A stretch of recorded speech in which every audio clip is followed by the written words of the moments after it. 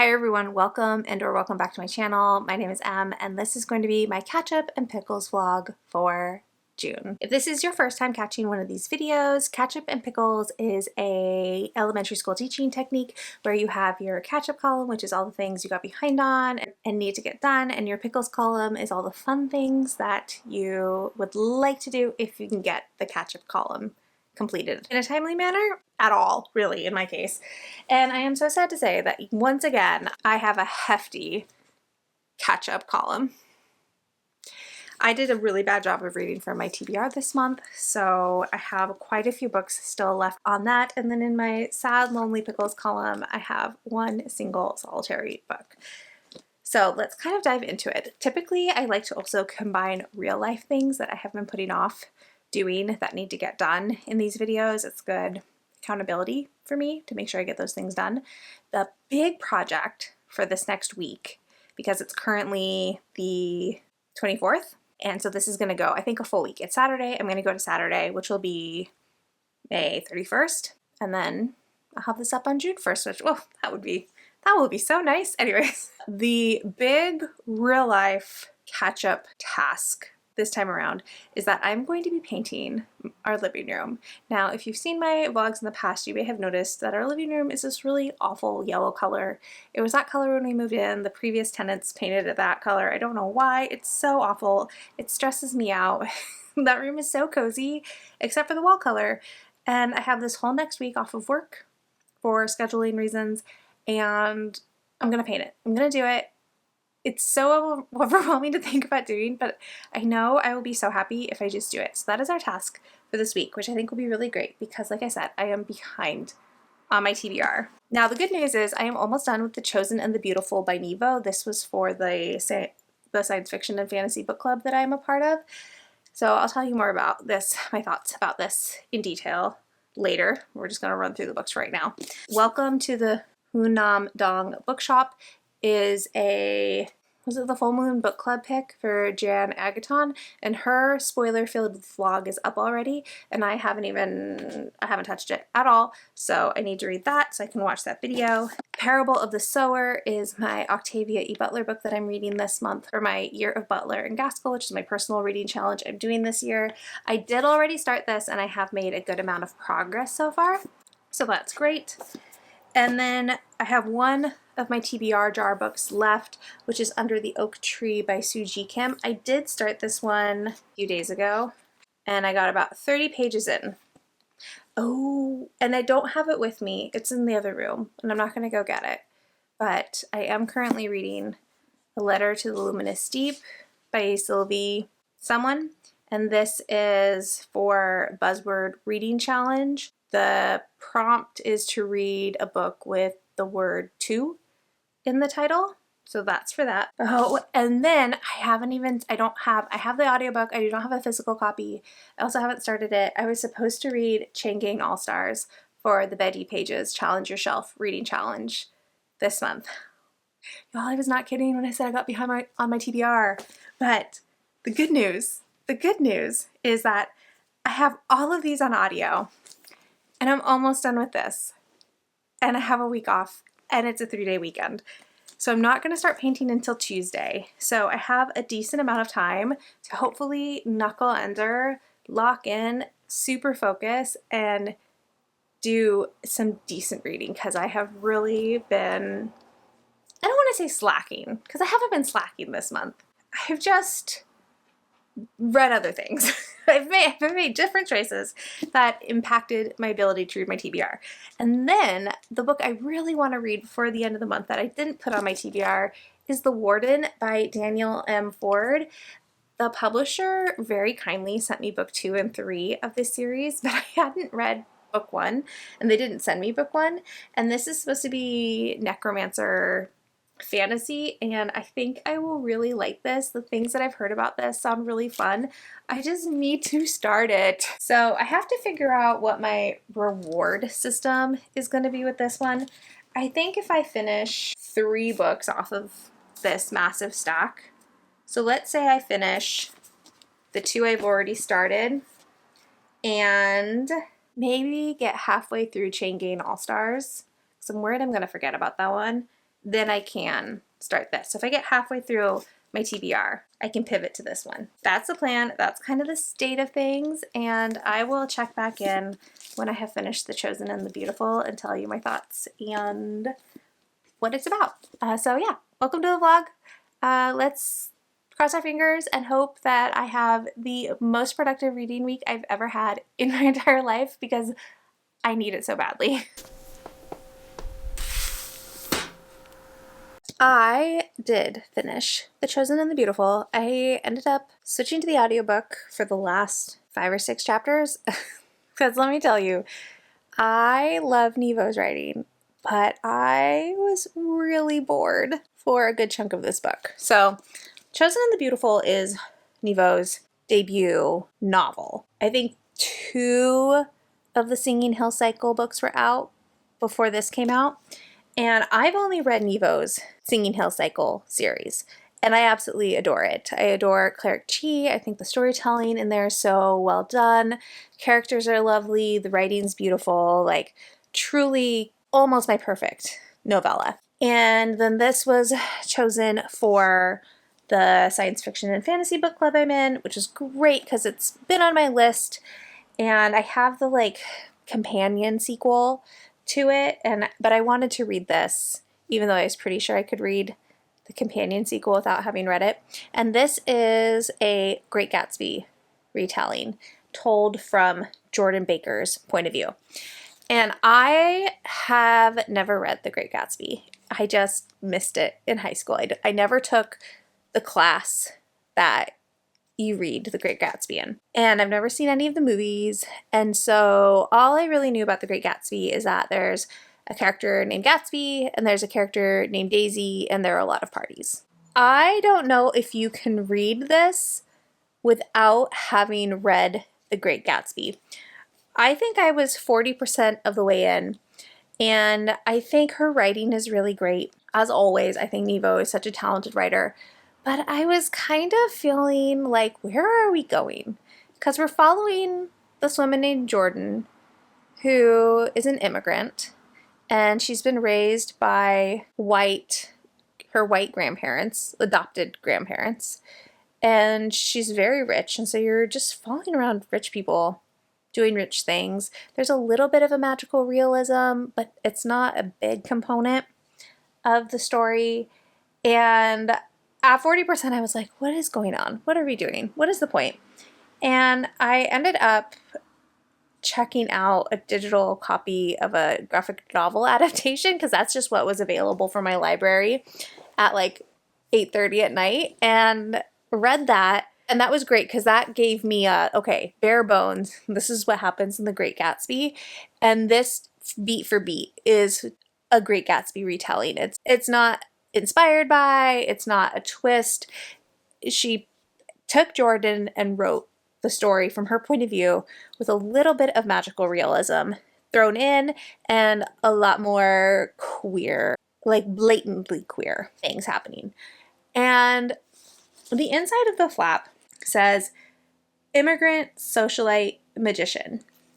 I wanted more of the immigrant part of the story, and I wanted more of the magician part of the story. I felt like those two parts were the ones I found the most interesting and flew the most under the radar and really didn't come into play until the last 5 or 6 chapters of the book. So I'm ending up giving it a 3.5 because I really don't care about rich people and their rich people problems at all. And I would have think like this if there'd been even more commentary about Asian immigrants or the racism of the 1920s. Like, it touches so briefly. Actually, this one doesn't even, I feel like the graphic novel touches on the racism because Tom, Daisy's husband, is going on about the great replacement theory. And I felt like the graphic novel author, or the author and the illustrator who adapted it for the graphic novel, did a much better job of tackling that than Nevo did. And there was a lot left up in the air at the end of this, which makes sense. There's a lot left up in the air at the end of The Great Gatsby. But it just wasn't my favorite of Nevo's projects. I would have liked more of a lot of things. Also, Natalie Naudus narrates the audiobook, which I didn't know until I started listening to it and was like, oh, this person's voice sounds familiar. And then I switched over to continue with Parable of the Sower, and I read a good chunk of this while I was waiting for my teens to be done hanging out with their friends. And, oh yeah, like 50% of the way through. And I've read the graphic novel adaptation of Parable of the Sower. I read it a number of years ago because it was a finalist for the Hugos. So I kind of know the story of this, but this is told in journal entries, and we're following Lauren, who I think is 16, and it starts in July of 2024, and Lauren lives with her family in California, but global climate change and like various economic crises have drastically changed the way people live, and Lauren lives in this community where her father teaches at university and he's a pastor, and the book opens with Lauren telling us that she doesn't believe in her father's God and she instead is writing her own religion. And Lauren is also empathic to the point where she will feel pain if she sees somebody else experiencing pain, and it can be really debilitating for her. And we're just following Lauren as she, like, I guess it's a coming of age story. I would say so far, this is my favorite of the Octavia E. Butlers that I've read this year. I read Kindred in January, and I read Fledgling in March. Did not like Fledgling. And I liked Kindred, but I can see why this is like her most famous. I really like Lauren's voice. I like how she's telling the story. It feels different from the other two, and yet the same. The writing is very obviously Butler's writing. I think her voice is pretty distinct, but I just like the way she's telling the story. I like Lauren a lot, which helps. And I'm 50% in, and I thought where the point of the journey we are on, I thought would have happened sooner based off of the graphic novel. So I'm wondering what they cut out for the graphic novel if I still have like half a book to go. This is what I'm going to focus on for now. Tomorrow I am driving to go hang out with my mom and my sister, which means I'll have like a 45-minute car ride there and then back. I'll probably listen. I gotta stop hitting myself with the tassel. I'll probably listen to this on the audio. I'll probably listen to this in the car on the way there and back, and maybe finish it. The audiobook's a super fast listen. I did forget to tell you earlier when I was rattling off all the books I need to read that I do have a hold on the audio for Careless People by Sarah Wynne Williams from the library. I mean, I don't even have a hold on it. I have it. My loan came in and I checked it out and I haven't listened yet, and it's due in 9 days. And I could always replace a hold in it, but this book is so hot right now, as I'm sure you know, that if I give it back unlistened, it's going to be a long time before I get it back. So I might throw that into the mix just to make sure it gets done, and maybe listen to it on one of the drives tomorrow and listen to Parable of the Sower on the other drive. I haven't decided yet. We'll see. I feel like Careless People is going to make me real angry. So I'm going to have to see type of vibe I want to have tomorrow. And I'll be honest, I don't really want an angry vibes, but I could save that to listen to while I'm painting. We'll see. But one book down. Progress is great. Let's hope I keep this up for the rest of the week.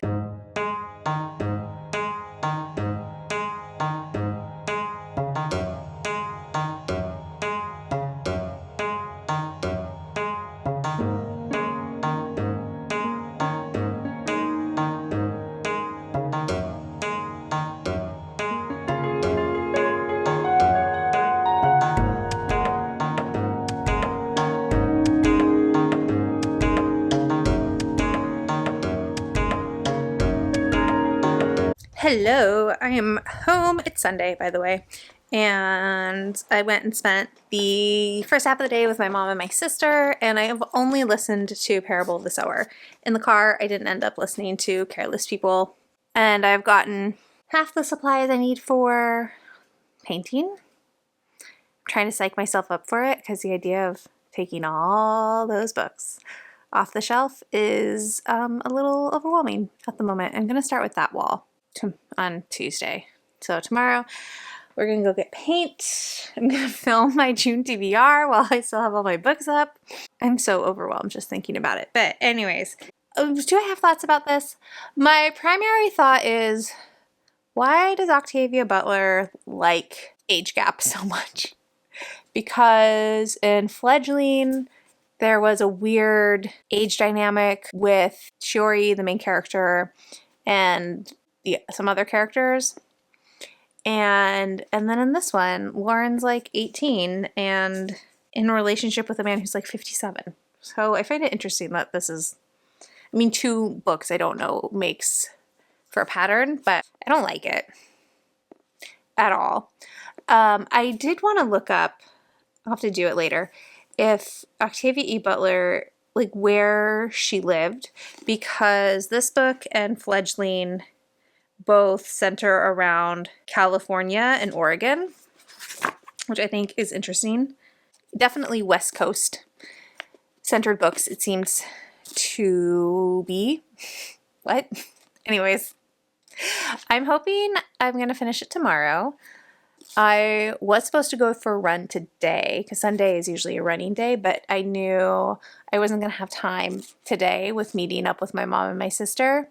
So I'm going to do it tomorrow. I might listen to this while I run, but honestly, I've been listening to music when I run, and that's been making it so much more enjoyable and makes the time pass faster than listening to an audiobook is most of the time, unless it's an audiobook that I'm super into and captivated by.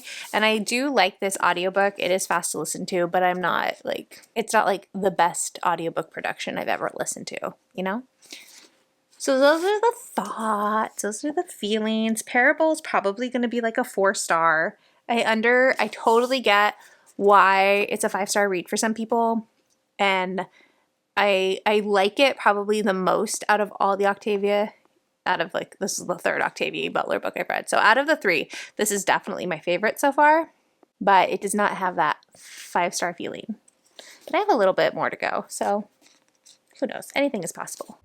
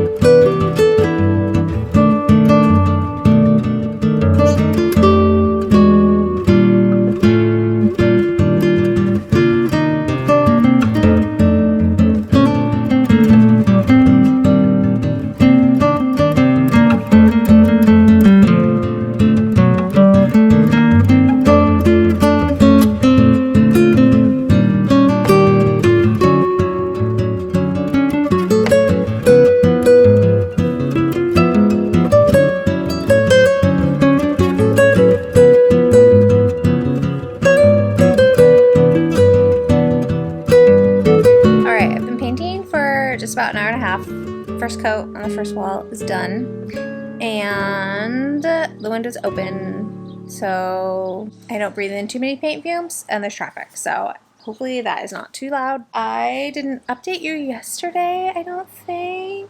I was feeling really overwhelmed yesterday when I was taking the books off and the art off the wall, and I'm feeling better now that I've actually started. It's so weird that there's not like bright yellow behind me right now.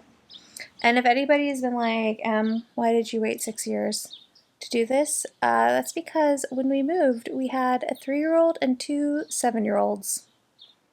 And painting was just not something that I could put on my plate at the time, so here we are. So I did finish Parable of the Sower yesterday, which you saw, and I did give it a 4. I think this is still, like I said, definitely my favorite Butler so far. I don't know if reading the graphic novel took some of the punch out of this.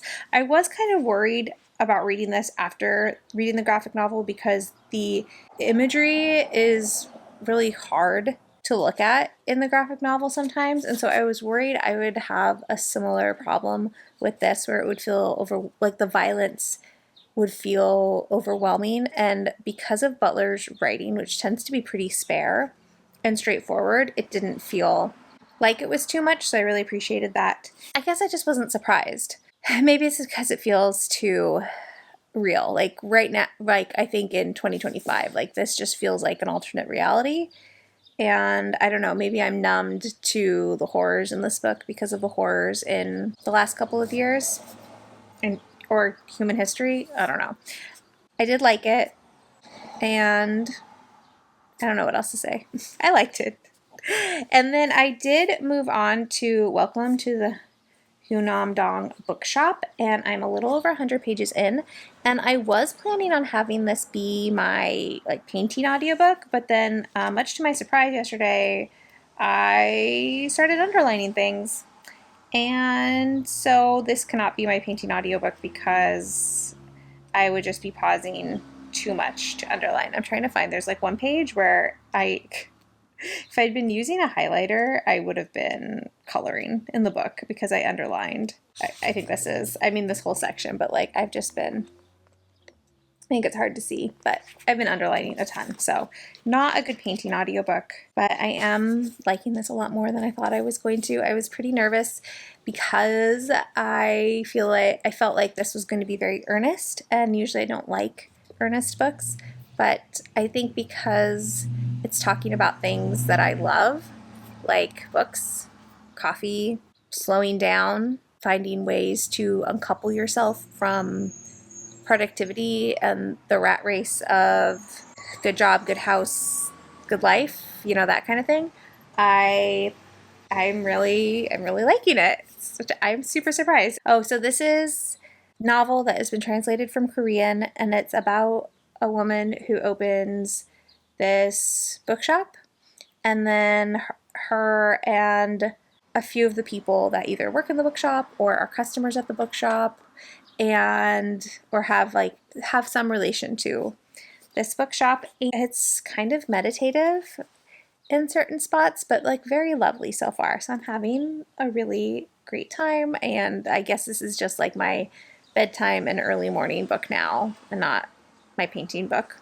So that means so far this morning I have been listening to A Letter to the Luminous Deep by Sylvie Catherall while I paint. And this is an epistolary fantasy novel. These two people, Henry and E, are both scholars. Henry is a scholar, and E is kind of a recluse, and and they live underwater. So this fantasy world is underwater. It's very, very cool. I feel like we haven't gotten a whole lot about the world, and I'm desperate to know more because I think it's very cool how it's been built out. But E sees this marine creature outside her window that she's never seen before, and so she writes to Henry because he's like the scholarly expert about this, like what this creature looks like it's related to, and they start to correspond with each other, and then they both go missing. And so a year later, E's sister Sophie and Henry's brother, I don't remember his name, but they began to write to each other in an attempt to, Viren is his brother's name. So Sophie and Viren began to write to each other to attempt to piece together what happened to Henry and E. So it's a mix of Sophie and Viren's letters, and then the letters that they found between E and Henry or other people. There's a lot going on. We're following a bunch of different timelines because of all the letters, but it's very cozy, I think. And I love an epistolary novel, and I think this is just like really great. The letters where Henry and E are becoming friends are really lovely, And Sophie and Byron connecting with each other is really great too. This fantasy world is very queer and warm, which I think is really great. I'm really liking it. So far it's been like a very quiet book, and I'm kind of digging it. I'm going to take a break to eat a snack, maybe have more coffee. I have been drinking water while I've been painting. And then where I started at this corner, and I tested it a little bit ago, and it's dry already. So I'm gonna drink coffee, and then I'm gonna start on coat 2 of this wall. My hope is to do this wall and maybe like half of that wall today. I'm hoping I can do this in like 3 days, just because that's all the amount of time I want to spend on it. I asked my husband how long he thought it would take me this morning, and he said 7.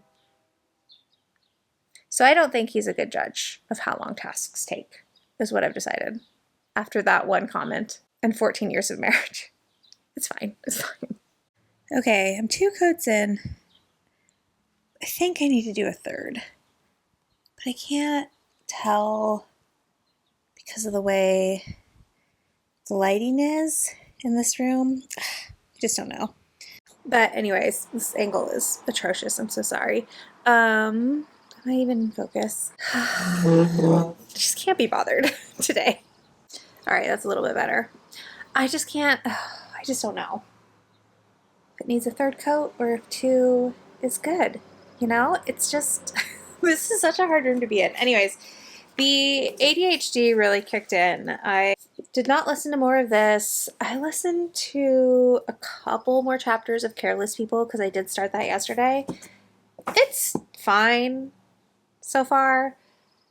I'm sure we'll get to like the real horrific behavior soon, but right now it's just Sarah Wynne Williams talking about her childhood and some like key events that really molded her personality, and then her career before heavily pursuing Facebook to hire her. And I guess it's just kind of painful to listen to how she put Facebook up on this pedestal in the, 2007, 2008, like that time period, knowing what we know now. That part's kind of painful to listen to. Just don't know about this book. I mean, I think the information later on will probably be horrific, and I've heard some, like, I know some things that happened to her later on, like in 2019-ish, when Facebook has really gone off the rails, but I don't have a lot of interest in Mark Zuckerberg, like, as a person or a celebrity or a whatever he is.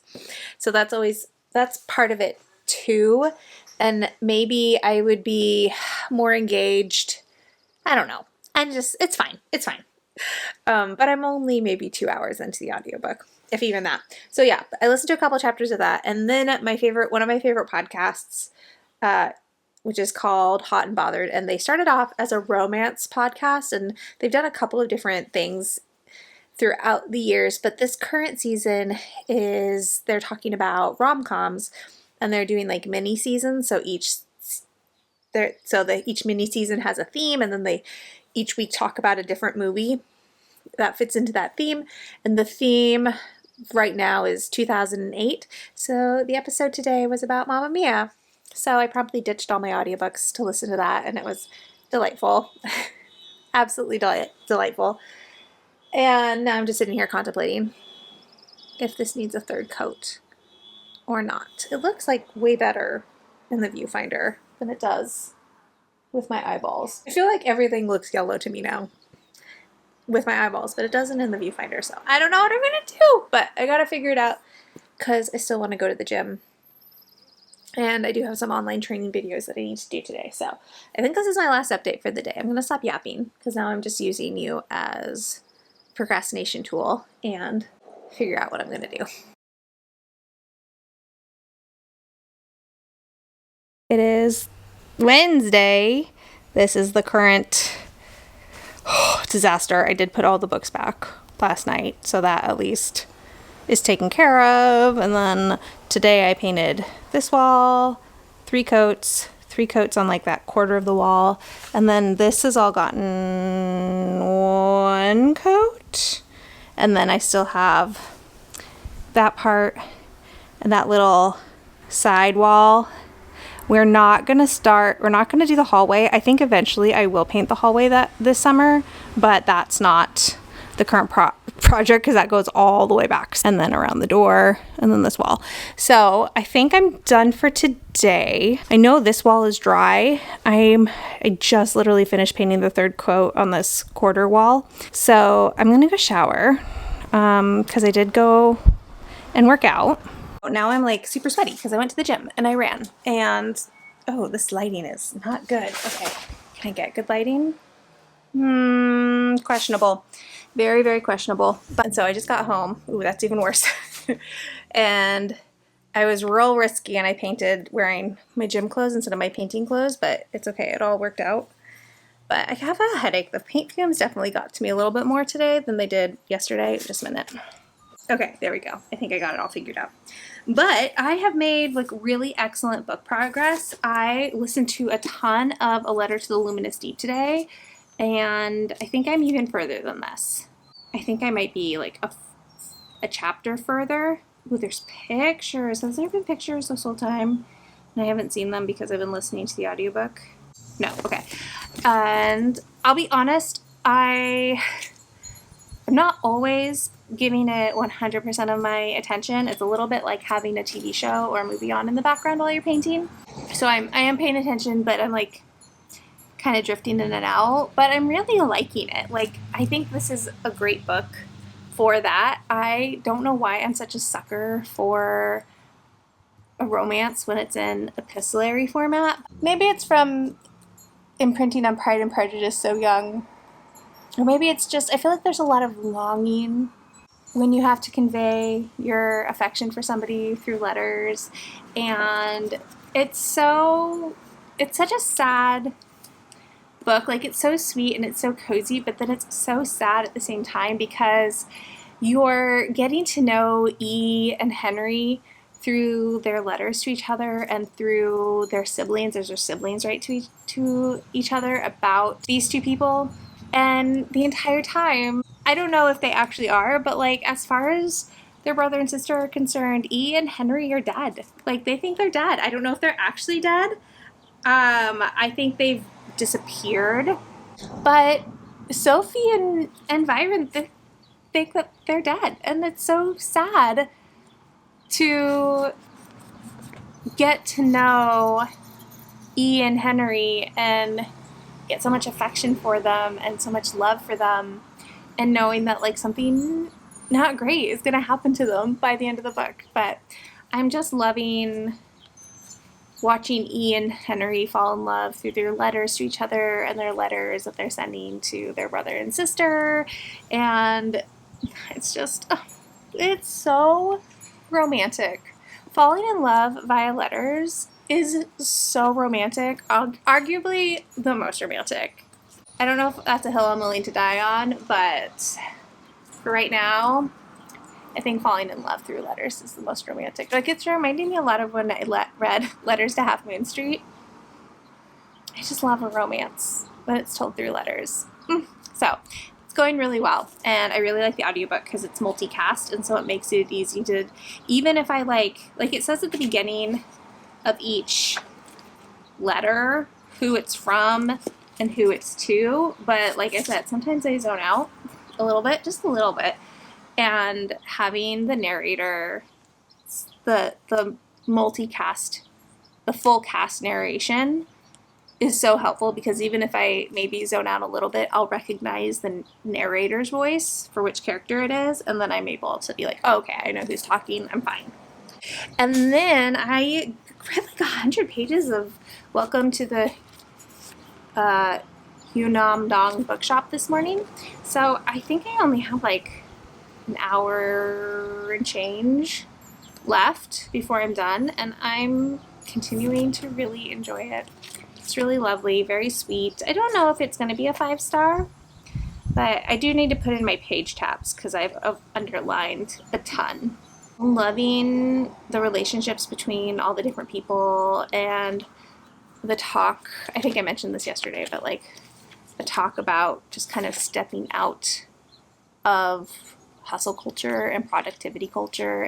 Humans have value, even if you're not contributing to society. Like, contributing to society is not the end-all be-all of our value as humans. And is life even enjoyable if you're just participating in the rat race of capitalism?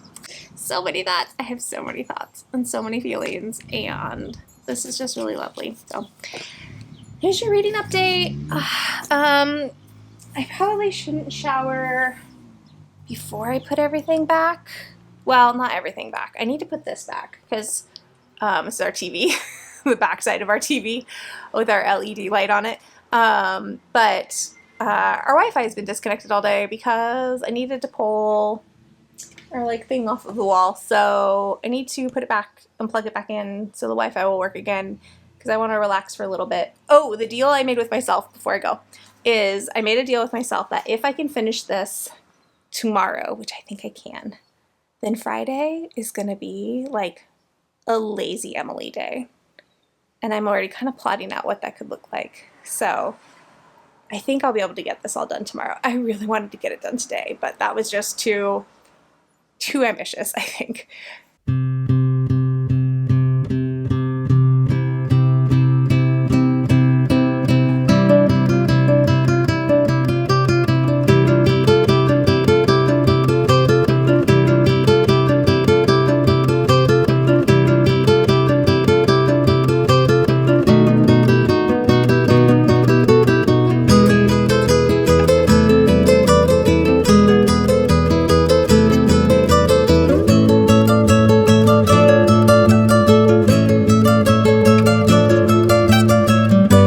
Wow, the yellow looks so much worse now that most of the room is painted. This hallway is definitely getting painted later this summer. I can't do it anymore. I'm so tired of painting. But I finished. Now that not everything is put back together though, okay? Okay. Oh my gosh. It looks so much better. Oh, it was like super bright and then the light went away. It looks so much better. I can't even. Looks so much better. So much brighter, calmer. I mean, just look how awful it looks in comparison now. Obviously, the room has not been put back together yet. That is for a little bit later. That's for a little bit later. And I haven't put anything back on the walls. But I'm so glad I'm mostly done, and because I definitely hit the wall today of like, I don't want to paint anymore. I'm just so happy it's done.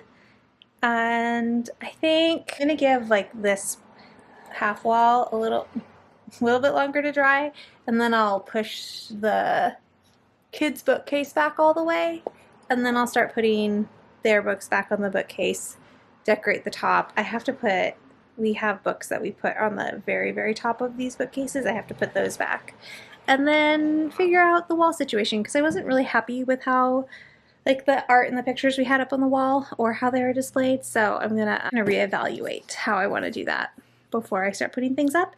And I finished 2 books, so we can talk about them. I finished Welcome to the Hyunum-dong bookshop this morning. I put in my tabs. I'm gonna give it like 4.25. I really liked it. I thought this was very sweet, very cozy, very relevant if you are also exhausted by late-stage capitalism and would like to imagine a different way to live.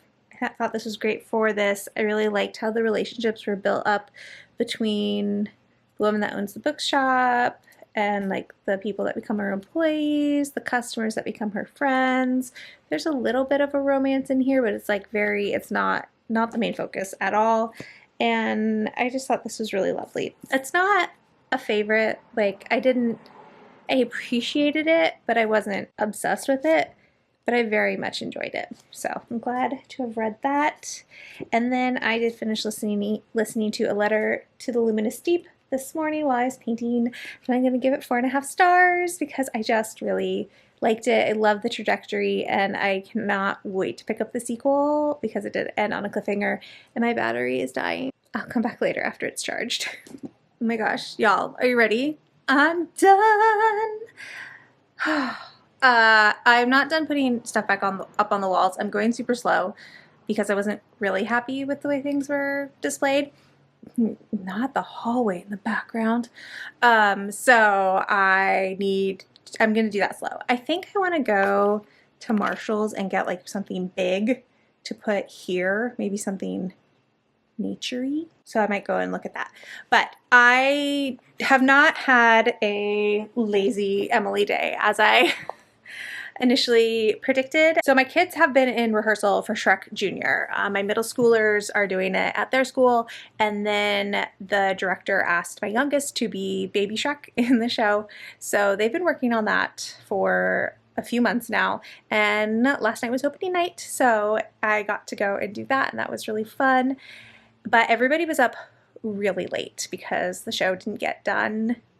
I don't know actually what time the show got done, but it was 9:30 before everybody was home and I could start like nudging them towards getting ready for bed. So I let everyone sleep in this morning and go to school a little bit late. So I got a later start, and then because I've been working so hard on painting, I've been neglecting the rest of the house.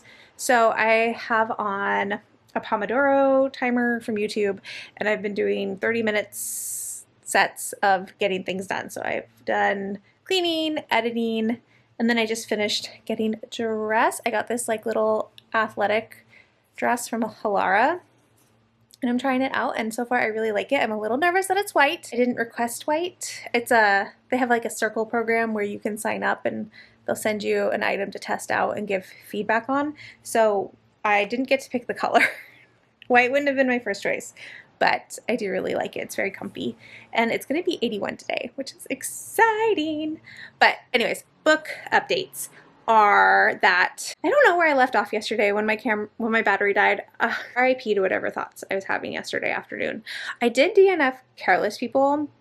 It's just not the type of nonfiction that I enjoy, and I kind of just wish it was an article in the newspaper. I feel like it could be summed up relatively quickly and maybe not a whole book, and so I just DNF'd it. I'll read reviews or listen to some podcasts. I know she can't do interviews because Meta put like a gag order on her. I'm sure other people have content up talking about what's in the book. And did I tell you I started Chain Gang All-Stars? I listened to like an hour of it, and I've decided I'm gonna let that roll over into June because I do own that on audio, so it's okay if I don't finish it this month. I can finish it in June, and I don't mind rolling a book over. And then I did finally start The Warden, which if you follow me on Instagram, or even I think I posted them on YouTube as well, I have put this book on my TBR for weeks and weeks and weeks in a row, like every week. It's on my TBR, and I finally started it yesterday, and I'm halfway through. And I'm having a grand old time. So this is going to be the goal, to finish by the end of the video, which has to end tomorrow so that I can finish editing it and get it uploaded for Sunday. But this is really fun. This is about Alice, who is just graduating necromancy college, basically. And she's been top of her class. She's super smart, very, very good at being a necromancer. And she gets assigned to go be a warden, which is kind of a guardian of a town, and it's a very small town, like a village, and not a elite position, not a position Alice feels is worthy of someone of her caliber. She's so snotty, and I kind of love it. I kind of love a main character that starts off the book thinking a lot of themselves and has to be brought down a peg or two. I just loved her vibe. I love her vibe. I loved her in the first chapter, even though she was arguably being a big ol' snob and a big ol' brat in that first chapter, but I was instantly all in. So she moves to this village and is their warden, but nobody there knows how to read or write, so nobody can read the contract, and they haven't had a warden for a really long time. So they don't really know what to do with her. Everyone's kind of afraid of her because of the necromancy, and she just is not great with her people skills, and I'm having a great time. There is of course plot, of course, because it's fantasy, there is plot, but I'm really liking the characters and the subplot of Alice finding community in this village and making connections with the people that live there and getting to know more about them, and the reader getting to learn more about them. and it's very clear that A-list is very bisexual, and it's so fun to, I'm like, no spoilers, but you know, there's another woman that she is maybe attracted to, but is trying to not be attracted to her because that'd be very inconvenient. And it's just, I hope she tries so hard, and I hope she fails spectacularly at not catching feelings for this woman in the village. But anyways, I'm having a great time. It's a really quick listen. I am listening to it on audio as well as reading it. I'm kind of bouncing back and forth. And I'm just having a grand old time, which is so gratifying because I predicted that I would have a grand old time. And I love when I'm right about books. I mean, I love when I'm right in general, but I love it the most when I'm right about books. So I think I'm going to have an early lunch, and then I think I'm going to go to a coffee shop and read for like an hour or so before I need to go get the youngest from school. I made TikTok pasta last night for dinner. Even though I'm not on TikTok, I just Googled the recipe, and it's the one where you put the Boursin cheese and cherry tomatoes and onion and garlic in a baking dish, and you bake it, and then it comes out and you put the pasta in it. It makes a yummy, cheesy, garlicky, herby sauce, and oh, so good. So I'm gonna see how it is on the reheat. Yeah, and then yeah, we'll just keep plugging away at this book because it's so good. Never mind, I have a different plan. I am going to take the library books back to the library, pick up the holds. I'm going to take the bag of books that I want to sell to my used bookstore, and then pick up the book that I have on hold there, which is the last book I'm buying until June is over, except for my Aardvark Book Club book. And then I'm going to get coffee. Why was I zoomed in? And then I'm going to get coffee on my way home, come home, and I'm going to sit outside in the sun and read. That's what I'm going to do.